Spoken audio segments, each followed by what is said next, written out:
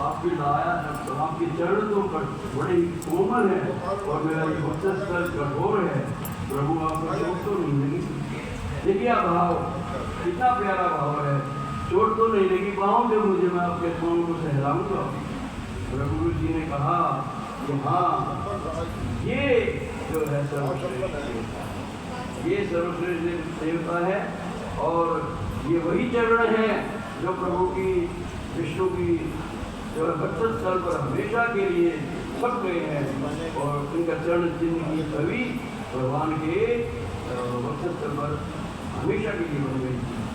तो इस प्रकार से प्रभु जी ने सरस्वती की नदी के किनारे आकर सभी ऋषि मुनियों से कहा कि सर्वसम्मति से मैंने निर्णय कर दिया है कि विष्णु भगवान ही सर्वश्रेष्ठ है। विष्णु ही सर्वश्रेष्ठ है, नहीं में राग है न द्वेष है, ये तो बहुत ही बढ़िया है। ये नारायण भगवान के आराधना करते हुए सभी ऋषि मुनि चले जाते हैं। और आगे जो है यदुवंश की कथा आती है। यदुवंश की कथा में राजा परीक्षित से सुखदेव जी कहते हैं कि हे परीक्षित, बलराम और यादवों के साथ श्री कृष्ण ने अनेक दैत्यों का संहार किया और पृथ्वी का भार उतारा।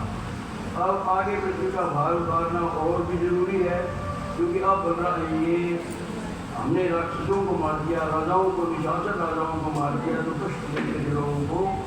अब ये जो मेरे वंश के राजा हैं या बड़े व्यक्तित्व हैं, ये सारे के सारे बहुत कठोर हो गए हैं और जहाँ अधिक शक्ति हो जाती है वहाँ जो है फिर विनाश की ओर चलना पड़ जाता है मनुष्य को।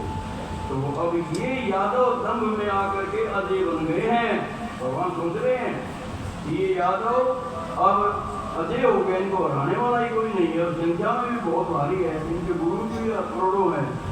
तो इस प्रकार से कहीं पृथ्वी के ऊपर भार न बन जाएंगे। अब मुझे इनको भी ठीक करना पड़ेगा, तब जाकर के मुझे शांति मिलेगी। और वो आगे जाकर के इस कथा के बारे में बताएंगे। इस प्रकार से यादवों का भी भगवान कृष्ण की इच्छा से ही अंत होता है। और अब आगे नौ योगेश्वरवाद की कथा आती है।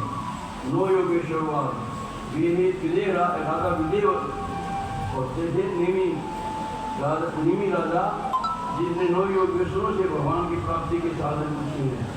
9 योगेश्वरों से कहा कि भगवान की